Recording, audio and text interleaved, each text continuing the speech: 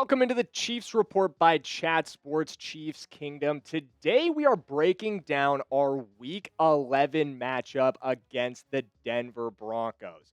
In my opinion, I've said it before on this show, this is our biggest game of the entire season. It is the most important one of the year we have played so far.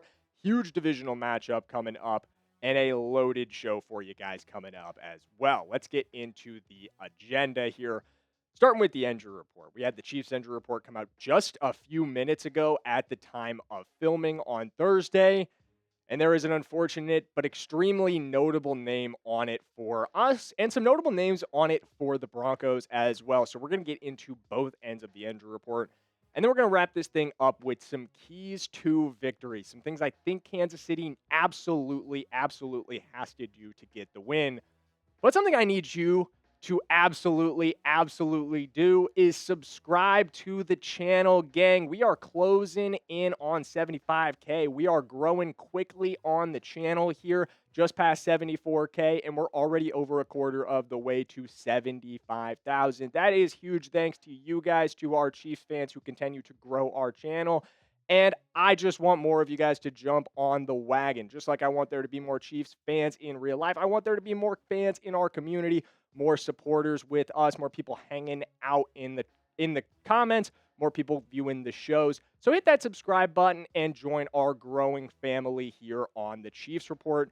And let's get into our injury report. We'll start with Denver's end of things. See what's going on for the Broncos. Hugely notable one right here off of the top for them. Pat Surtain, guys. We talked about this a lot yesterday, the loss of Pat Surtain, but it's enormously important. He is not going to play in this game almost without a doubt. Did not participate in practice again today. Still dealing with that shoulder injury. It's honestly kind of been a variety of injuries for Surtain this year. It's been a struggle for him to stay healthy, but a huge loss, and we'll focus on him more in a minute. But Jonah Ellis is also unlikely to play in this game, did not participate in practice, and Alex Singleton still dealing with the after effects of surgery to fix testicular cancer is also unlikely to play in this game. We're all, I think, as an NFL family, rooting for Alex Singleton to get back on the field as soon as possible, though. And J.K. Dobbins is also a little bit unlikely to play in this game. None of these guys have practiced yet this week. All four are big contributors to the Denver Broncos. But like I said, none more so than Pat Surtain. It is impossible to overstate the importance of Surtain not being out there, especially when you consider the matchup with the Kansas City Chiefs, a team that loves to attack deep, a team that loves to set things up and go long on you with the best quarterback in football, Patrick Mahomes. And that's going to play a huge role in how we attack them, with Surtain not being out there, being able to take advantage of that. And we'll get into that in the Keys to Victory section a little bit later today. But let's talk about Chiefs injuries, our end of the injury side. Isaiah Pacheco still has not been able to practice. The only Chief who did not participate in practice at all this week. Not a huge surprise there. Still dealing with that MCL sprain.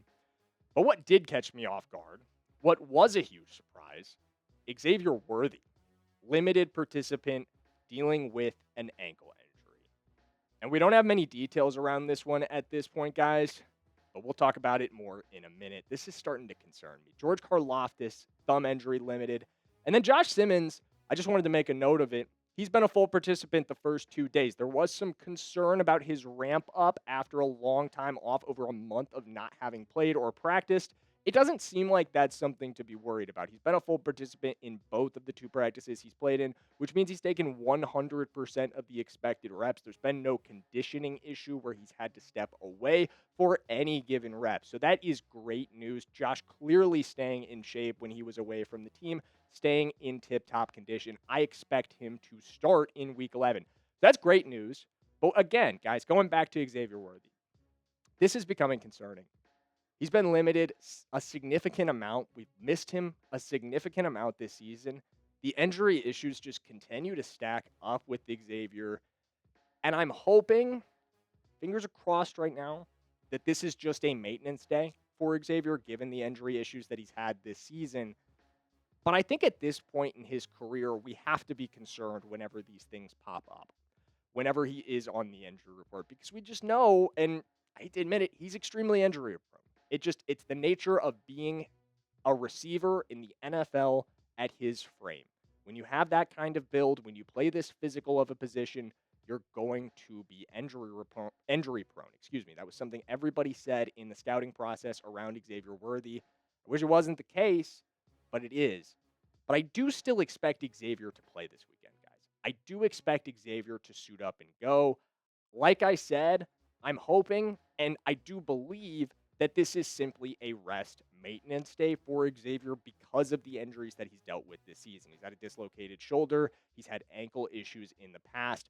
I think they just want to give him time to get back to 100% before an extremely, extremely important game. And you could call that coping if you want. Maybe it is to some degree. Maybe it is a little bit of cope. But I think that's exactly what this is. At least I hope that's exactly what this is for Xavier. It's just a rest day, and we're going to see him back out there on Sunday because he's going to be enormously important. He's going to be key to the Chiefs winning this game. And speaking of keys to victory, let's get into them, guys. Number one, our offensive line has to ball out in this game, guys. They absolutely do. This is something we've talked about a lot this year.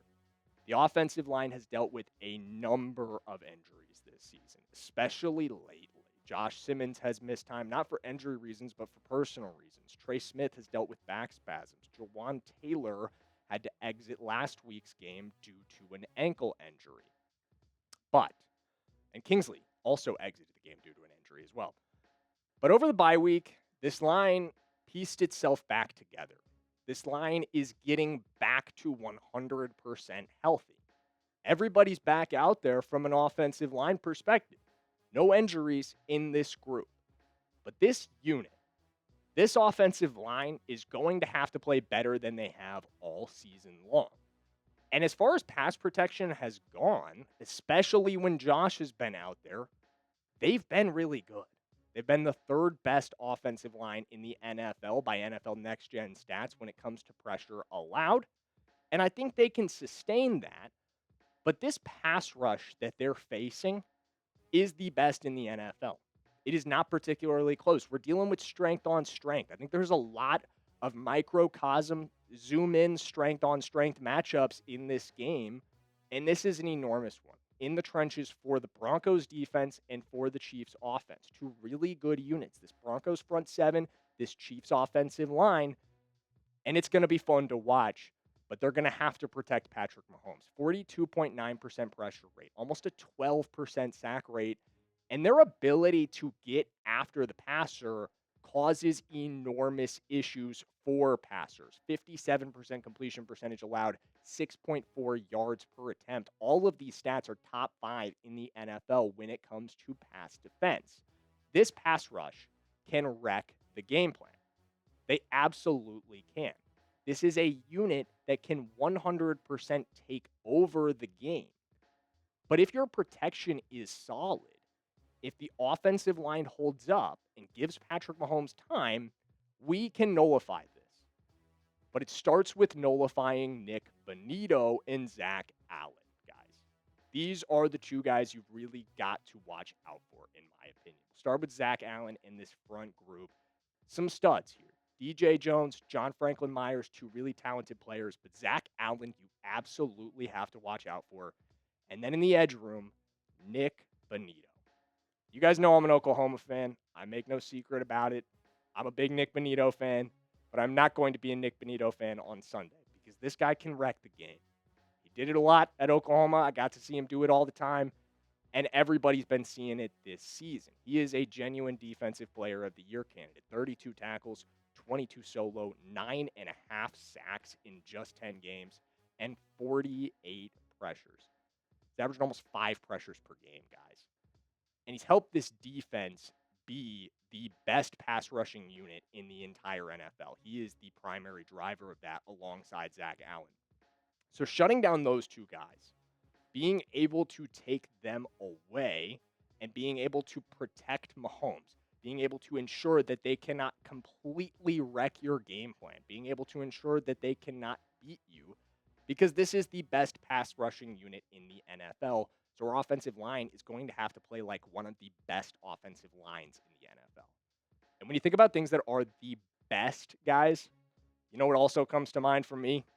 Omaha Steaks. Omaha Steaks is the proud sponsor of today's video, and we massively appreciate them doing it because they're also the official sponsor of tailgating, and in a lot of ways, the sponsor of a lot of my date nights at home, gang. Tonight, I am headed home. My fiance's been working all day. I've been working all day. Neither of us looking to go through the whole process of cooking up a big, big fancy dinner, but we've got Omaha Steaks in the fridge, nice and easy. Throw them on the grill, and we know it's going to be a fantastic restaurant quality meal every single time. Because from legendary burgers to mouth-watering steaks, deli-style franks, and so much more, you'll elevate your next game day get-together or date night with America's original butcher. Omaha Steaks' legendary flavor is served in stadiums and homes across the country. And guys, I've got an exclusive deal just for our Chiefs Report viewers. The Kingdom is going to get an extra $35 off with promo code Chiefs. Yes, you heard that right. $35 off your order. So get big savings on big flavor this football season and make game day delicious with the official sponsor of tailgating. Visit omahasteaks.com and get $35 off with promo code Chiefs at checkout. That's omahasteaks.com and promo code Chiefs at checkout. Terms do apply. See site for details, guys. Huge shout out to Omaha Steaks. We always appreciate them supporting the videos and sponsoring the channel. And if you do go use them, make sure you use promo code Chiefs. Let's get back into our keys to victory. Coming up with number 2. We've got to lean on our defense in this one. And this feels like, I know, from a viewer perspective, this feels like it should be a Denver Broncos key to victory. If you're familiar with that team, we just talked about how great this defense is. But we've got a pretty damn good defense of our own, gang. We really do. And we're going to get stopped in this one. You have to accept the reality that when you face the best defense in the NFL, they're going to stop you a couple times. They absolutely are. But if we can take advantage of their offensive issues and win a low-scoring game because we get more stops than they do, I'm 100% fine with that. This is an offense that we can outplay. I think there's a lot of strengths here at play in this game. Their defense is a huge strength of theirs, but they don't have a complete team in the way we do, in my opinion, guys. I think we've got a complete team with a great offense and a great defense that when they both play well are the best team in the NFL. The Broncos can't say that. They haven't gotten elite performances from their offense in the way we've gotten elite performances from our defense. Look at these offensive statistics, especially when it comes to EPA per play. 17th in the NFL, 23rd when it comes to yards per pass. They've been inefficient as a passing offense, and they have not been able to generate explosives. And it's caused them to, time and time again, find themselves in close games with inferior opponents. We saw it last week or 2 weeks ago with the Raiders, 10-7 on Thursday Night Football against a team that we absolutely blasted. It's pretty pathetic, if you ask me. And a lot of it comes down to the play of Bo Nix. At the end of the day, Bo Nix just hasn't been good this year. And the stats speak for themselves. 60% completion percentage, just over 2,000 yards. 18 touchdowns, absolutely looks nice. A lot of those are pretty short passes. And the QB rating is the 27th best in the NFL. It's out of 32 starters. 27 out of 32? It's pretty simple math there, gang. That's not very good. So who you got in this one? Go through a couple keys to victory here already. But I want to hear from you. Still got one more to come. Are you rolling with the Kansas City Chiefs, type KC? Are you rolling with the Denver Broncos, type DEN? Don't really know why you'd be rolling with the Ponies, but if you are, feel free to comment it. But I want to see a lot of KCs down there, gang. I'm going to be spamming my KCs because, like I said, this team's got a great defense, but so do we. And I think this defense that we have, which again, stat to know here, just in case you weren't familiar, the number one scoring defense over the last 3 games resides in Kansas City. As much praise as I've had, as much praise as the national media has had for the Denver Broncos defense, the number one scoring defense over the last 3 games is going to be playing in this game, and it ain't Denver's. It's ours. Our defense is really good, guys. They can win us this football game. Our offense is going to have to score some points. They're going to have to get down the field. But I think this is a game that at the end of the day, You lean on your defense to get a few critical stops, and that's what ends up winning you this game. I think this just comes down to the final score of this game may be 10-3. And if you're the one team that punches it in the end zone and your defense keeps them out of it, that's going to be the difference in this one. Key number 3, last key to victory, get Tyquan Thornton involved, baby. I miss him. I miss this guy so much. It's been like 4 weeks since we've really seen Tyquan play a serious role in this offense. And it's something that as I've watched the Chiefs more and more over the last couple weeks, I feel like it's a massive missing element from this team. And people who watched us early in the year, if you've been with us all season long, I had a ton of praise for Tyquan Thornton. I thought he made a huge impact on the offense when he was coming in as a deep threat. We got him basically for free coming over from New England. He's been up and down in his career, but he had some great moments for this team. And since week 6, he's been a disappearing act. Granted, that coincides with the return of Rashee Rice, but 3 targets for Thornton since week 6, and of those, he's caught just one of them. He hasn't been given many opportunities, and the opportunities he has had, he just hasn't really cashed on it. He hasn't taken huge advantage, in my opinion, yet. But also, you've got to give him more to work with. You've got to give him more opportunities, in my opinion. You've got to give him more of a chance to impact this game because Tyquan Thornton is the explosive element that this offense is missing. Tyquan Thornton's ability to get deep, his ability to make huge plays has been enormous. He has close to 300 yards receiving this season. He's been extremely effective. This 2025 stats, I think, is actually not updated. I think it's one of his game stats. But his stats this season have been fantastic. His stats this season have been great. I want to see Tyquan Thornton get back out there because I feel like the element that we had with Tyquan was the deep threat risk. Tyquan is the fastest receiver on this team. And we've got some other really fast guys, so I don't say that lightly. But what Tyquan offers you is a genuine field stretcher, someone who can get down the field and threaten the secondary. And without Pat Surtain out there, that's exactly what we're going to need. This defense is going to be heavily focused on Rashee Rice. This defense is going to be heavily focused on Xavier Worthy as well, if he does play. But I want to see Tyquan Thornton get out there and go. I want to see Tyquan Thornton be a deep weapon for this team in this game. I think he could be a massive difference maker. Because again, you go back to this depth chart. I call him the fastest receiver. He's the second fastest receiver on this team behind Xavier Worthy, obviously. He's not quite the fastest. But I do think and that just goes to show we've got insane speed because he's probably a top 10 speed receiver in the entire NFL. There's so many fast guys on this roster, but what we can get out of Tyquan Thornton is a genuine deep speed threat. I think he can win a lot of one-on-ones. We saw that this season. I want to see him get back out there and get more involved in this game against the Broncos because this is a must-win football game. And if that deep, explosive shot to Tyquan Thornton, like I said, ends up being the one time somebody gets in the end zone, I think this is going to be a low-scoring one. That could be huge. So I want to see him out there running a few routes. He's seen like 11 snaps per game over the last 4. I want to see that be closer to 20. So let's go through the keys to victory one more time. Number 1, the offensive line has just got to hold up. Talked about it over and over again. The pass rush for Denver is incredible. Number 2, we've got to lean on our defense. Our defense can win us this football game if we keep it low scoring. And number 3, I want to see Tyquan Thornton back out there being a serious element of this offense. I want to see him play close to 20 snaps and get a few opportunities on some deep balls. But we're going to have post-game takeaways for you guys. That is all coming on Sunday evening. So make sure you hit that subscribe button. Let's go Chiefs, and I'll see you next time.